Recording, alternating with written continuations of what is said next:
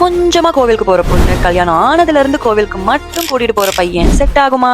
கடுப்பாதான் ஆனிச்சு. ஆனா அதுக்கு பின்னாடி இருந்த காரணத்தை தெரியற வரைக்கும்.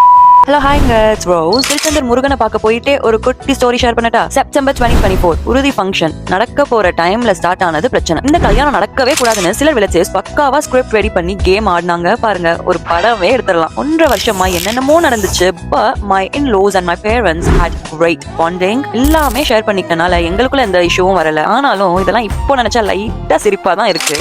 மை ஹஸ்பண்ட் சைலண்டா இருந்து எல்லாரும் சுத்தி லைஸ் ஓவர்ஸ் என்ன வேணா சொல்லட்டும். இந்த கல்யாணம் நல்லபடியா நடந்து என் பொண்டாட்டி கைப்பிடிச்சு கூட்டிட்டு வந்து கடவுள் எல்லாரையும் பாக்குறேன்னு ஒரு கோவிலையும் வேண்டுதல் வச்சிருக்காங்க. அண்ட் ஜஸ்ட் லைக் தட் அந்த ஊரே திரும்பி பாக்குற அளவுக்கு கல்யாணம் பெரிய லெவல்ல பேசின சொந்தக்காரவங்க எல்லாரும் முன்னாடியும் சிறப்பா சந்தோஷமா நடந்து முடிஞ்சது. அரேஞ்ச்ட் மேரேஜை தாண்டி a match truly arranged by God. கடவுள் எங்க பக்கம் இருக்காங்கன்னு புரிஞ்சுக்க இதை விட என்ன வேணும் சொல்லுங்க. எனிவே லாஸ்ட் 17 வருஷமா ஏப்ரல் மேல நான் இந்தியால இருந்ததே கிடையாது. யூகேல தான் இருப்பேங்க. பிகாஸ் ஸ்கூல் லீவ் இல்ல.